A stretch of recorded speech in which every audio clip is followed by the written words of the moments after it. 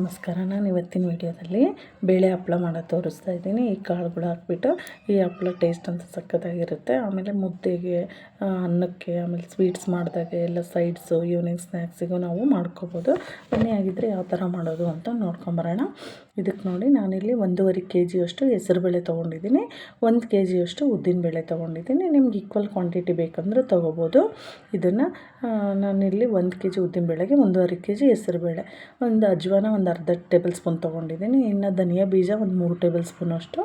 ಇದು ಅರಿಶಿನ ಕೊಂಬು ಒಂದು 2 ತೊಗೊಂಡಿದ್ದೀನಿ. ಮೆಣಸು ಒಂದು 2 ಟೇಬಲ್ ಸ್ಪೂನು. ಇನ್ನು ಜೀರಿಗೆ 2 ಟೇಬಲ್ ಸ್ಪೂನು. ಇದು ಎಲ್ಲದನ್ನು ನಾವು ಮಿಲ್ ಮಾಡಿಸ್ಕೊಂಬರ್ಬೇಕು, ಪೌಡ್ರ್ ಮಾಡಿಸ್ಕೋಬೇಕಲ್ವ. ಅದಕ್ಕೆ ಎಲ್ಲ ನೀಟಾಗಿ ಒಂದರಲ್ಲಿ ದೊಡ್ಡ ಪಾತ್ರೆಯಲ್ಲಿ ಹಾಕ್ಕೊಂಡು ಮಿಕ್ಸ್ ಮಾಡ್ಕೊಂಬಿಡೋಣ. ಉದ್ದಿನಬೇಳೆ 1 kg, 1.5 kg ಹೆಸರುಬೇಳೆ. ನೀವು ಒಂದೊಂದು kgನೂ ಹಾಕ್ಕೊಂಡು ಮಾಡ್ಬೋದು, ಟೇಸ್ಟ್ ಚೆನ್ನಾಗಿ ಬರುತ್ತೆ. ಆಮೇಲೆ ಇದಕ್ಕೆ ನಾವು ಧನಿಯಾ ಬೀಜ, ಮೆಣಸು ಮತ್ತು ಇದು ಜೀರಿಗೆ, ಅಜ್ವಾನ ಎಲ್ಲದನ್ನು ಹಾಕ್ಕೊಂಡು ನೀಟಾಗಿ ಈ ಥರ ಮಿಕ್ಸ್ ಮಾಡ್ಕೋಬೇಕು. ಕೊಂಬು ಇರುತ್ತಲ್ವ, ಅರಿಶಿನದ ಕೊಂಬು, ಅದನ್ನು ಒಂದು ಸ್ವಲ್ಪ ಜಜ್ಜಿಬಿಟ್ಟು ಚಿಕ್ಕ ಪೀಸ್ ಮಾಡಿ ಹಾಕ್ಕೋಬೇಕು. ಅದಕ್ಕೆ ಇನ್ನು ಪೌಡ್ರ್ ಮಾಡಿಸಿ ಇಟ್ಕೊಂಡಿದ್ದೀನಿ. ಇನ್ನು ಹಪ್ಪಳ ಮಾಡೋದು ಯಾವ ಥರ ಅಂತ ನೋಡಿ. ಕೊತ್ತಂಬರಿ ಸೊಪ್ಪು 1 ಹಿಡಿ, ಕರಿಬೇವು 1 ಹಿಡಿ, ಹಸಿಮೆಣ್ಸಿನ್ಕಾಯಿ ಖಾರಕ್ಕೆ ತಕ್ಕಷ್ಟು, ಈರುಳ್ಳಿ ಜಾಸ್ತಿ ಹಾಕಿದರೆ ಕೆಂಪಾಗಿಬಿಡುತ್ತೆ. ಈರುಳ್ಳಿ, ಬೆಳ್ಳುಳ್ಳಿ 2 ತೊಗೊಂಡಿದ್ದೀನಿ ನಾನು. ಆಮೇಲೆ ಜೀರಿಗೆ 1 ಸ್ಪೂನು, 1/4 ಟೀ ಸ್ಪೂನಷ್ಟು ಮೆಣಸು. ಇದು ಹಪ್ಪಳದ ಖಾರ. ರುಚಿಗೆ ತಕ್ಕಷ್ಟು ಉಪ್ಪು, 1 ಹಿಡಿ ಮಂಡಕ್ಕಿ ತೊಗೊಂಡಿದ್ದೀನಿ. ಮತ್ತು 2 ನಿಂಬೆಹಣ್ಣನ್ನು ಈ ಥರ ಹುಳಿ ತೆಗೆದು ಇಟ್ಕೊಂಡಿದ್ದೀನಿ. ಈ ಹಪ್ಪಳ ಖಾರ ನಾರ್ಮಲ್ ಎಲ್ಲ ಅಂಗಡಿಗಳಲ್ಲಿ ಸಿಗುತ್ತೆ, ಇದು ರೇಷನ್ ಅಂಗಡಿಗಳಲ್ಲಿ. ನೋಡಿ, ಇವಾಗ ನಾನು ಒಂದು ಮಿಕ್ಸಿ ಜಾರ್ ತೊಗೊಂಡು ಫಸ್ಟು ಈ ಕರಿಬೇವು ಮತ್ತು ಕೊತ್ತಂಬರಿ ತೊಗೊಂಡಿದ್ನಲ್ಲ, ಅದನ್ನು ಮಿಕ್ಸಿ ಮಾಡ್ಕೊಳ್ಳೋಣ. ಫಸ್ಟ್ ಅದನ್ನು ನೈಸ್ ಆದಮೇಲೆ ಇದು ಮೆಣಸಿನ್ಕಾಯಿ, ಈರುಳ್ಳಿ, ಬೆಳ್ಳುಳ್ಳಿ ಎಲ್ಲ ಹಾಕ್ಕೊಂಡು ಮಾಡ್ಕೊಳ್ಳೋಣ. ಫಸ್ಟ್ ಕರಿಬೇವು, ಕೊತ್ತಂಬರಿ ಸಣ್ಣ ಮಾಡ್ಕೋಬೇಕು. ಇದಕ್ಕೆ ಸ್ವಲ್ಪ ಉಪ್ಪು ಹಾಕಿ ಮಾಡಿಕೊಂಡ್ರೆ ಬೇಗ ನೈಸ್ ಆಗುತ್ತೆ. ಇದು ಸ್ವಲ್ಪ ಉಪ್ಪು ಹಾಕ್ಬಿಟ್ಟು ನೀಟಾಗಿ ಇದನ್ನ ಮಿಕ್ಸ್ ಮಾಡ್ಕೋಬೇಕು. ಆಮೇಲೆ ಯಾವುದೇ ರೀತಿಯ ನೀರು ಹಾಕೋಂಗಿಲ್ಲ. ಈ ಬೇಳೆ ಹಪ್ಪಳಕ್ಕೆ ಹಿಟ್ಟಿಗೆ ನೀರು ಜಾಸ್ತಿ ಬೇಕಾಗಲ್ಲ ನೋಡಿ. ಅದಕ್ಕೆ ಅದು ಸಣ್ಣ ಆದಮೇಲೆ ಮಿಕ್ಸಿಗೆ ಮತ್ತು ಮೆಣಸಿನ್ಕಾಯಿ, ಉಪ್ಪು, ಈರುಳ್ಳಿ, ಬೆಳ್ಳುಳ್ಳಿ ಎಲ್ಲದನ್ನು ಹಾಕ್ಕೊಂಡು, ಮತ್ತು ಇದು ಮಂಡಕ್ಕಿನೂ ಅಷ್ಟೇ ನೆನೆಸ್ಬಿಟ್ಟು ಅದನ್ನು ಹಾಕ್ಕೊಂಡಿದ್ದೀನಿ.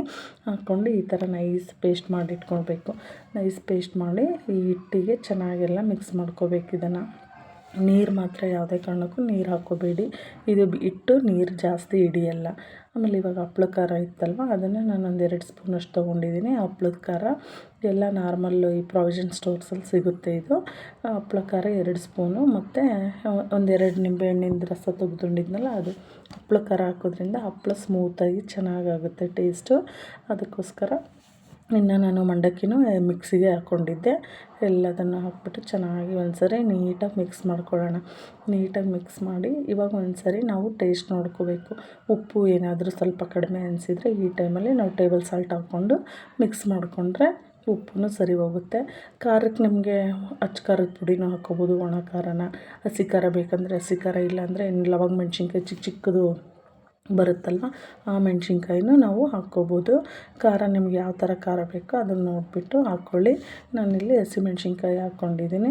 ಆಮೇಲೆ ನೋಡಿ, ಈ ಜಾರಿಗೆ ಏನು ಹತ್ತಿರುತ್ತಲ್ವ ಮಿಕ್ಸಿ ಮಾಡ್ಕೊಂಡಿರೋದು, ಅದನ್ನು ಸ್ವಲ್ಪ ಅಷ್ಟೇ ನಾನು ನೀರು ಹಾಕ್ಕೊಂಡು ಈ ಥರ ಕಲಸಿ ಇಟ್ಕೊಂಡಿದ್ದೀನಿ. ಚೆನ್ನಾಗಿ ಎಲ್ಲ ನಾದಿ ಇಟ್ಟು ಇದನ್ನು ನಾವು ಒಂದು ಮಿನಿಮಮ್ ಅಂದ್ರೂ 3 to 4 hours ನೆಂದರೆ ಹಪ್ಳದ ಹಿಟ್ಟು ಚೆನ್ನಾಗಿರುತ್ತೆ.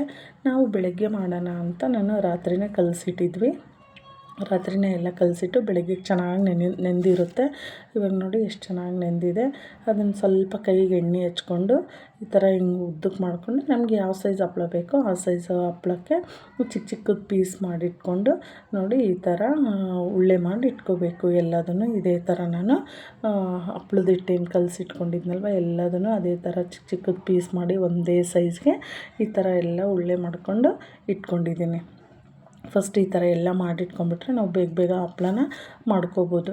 ನೋಡಿ, ಇವಾಗ ಎಲ್ಲದು ಈ ಥರ ಆಯ್ತಲ್ವ. ಇದು ಕರೆಕ್ಟಾಗಿ ಸೈಜ್ ಬರುತ್ತೆ. ಈ ಸೈಜು ನಾನು ಇಷ್ಟು ಕ್ವಾಂಟಿಟಿದು ಹಿಟ್ಟು ತೊಗೊಂಡಿದ್ದೀನಲ್ವ, ಹಪ್ಪಳ ಸೈಜು ಕರೆಕ್ಟಾಗಿ ಬರುತ್ತೆ. ನಿಮಗೆ ಇನ್ನೂ ಸ್ವಲ್ಪ ದೊಡ್ಡದು ಚಿಕ್ಕದು ಬೇಕು ಅಂದರೆ ಹಿಟ್ಟಲ್ಲಿ ನೀವು ಹೆಚ್ಚು ಕಮ್ಮಿ ಮಾಡ್ಕೋಬೋದು. ಇವಾಗ ನೋಡಿ, ನಾನು ಒಂದು ಪ್ರೆಸರ್ ತೊಗೊಂಡಿದ್ದೀನಿ.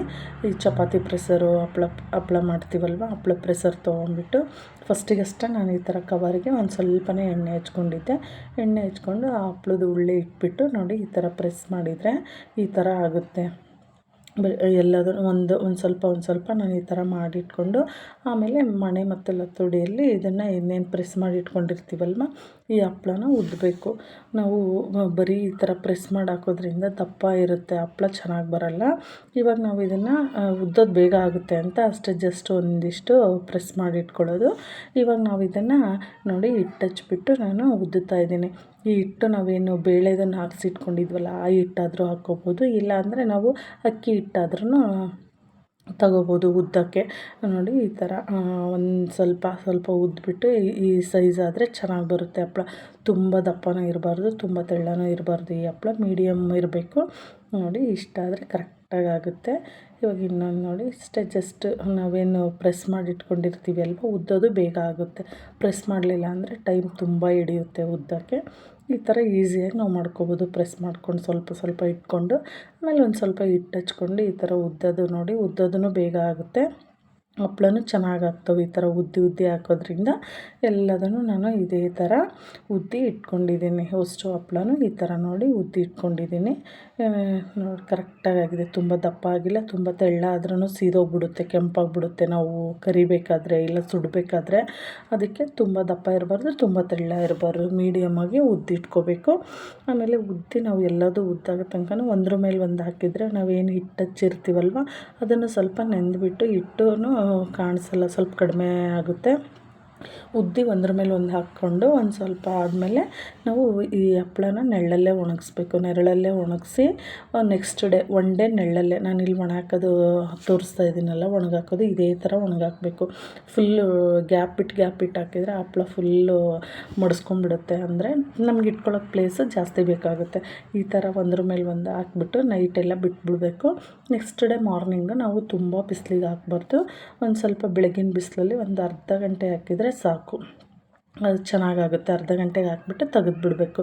ನೋಡಿ ಹಪ್ಳ ರೆಡಿ ಆಯಿತು. ಈ ಥರ ಸುಡಬೇಕು, ಕರಿಯೋದು ನಿಮ್ಗೆ ಯಾವ ಥರ ಬೇಕೋ ಆ ಥರ ಮಾಡಿ ಇಟ್ಕೋಬೋದು. ಹಪ್ಳನ ಕರಿಯೋದು ಬೇಕು ಅಂದರೆ ಸುಟ್ಕೊಂಡು ಮುದ್ದೆಗೆಲ್ಲ ಚೆನ್ನಾಗಿರುತ್ತೆ, ಸ್ವೀಟಿಗೆಲ್ಲ ಅನ್ನಕ್ಕೆಲ್ಲ ಕರೆದು ಇದ್ರೂ ಚೆನ್ನಾಗಾಗುತ್ತೆ.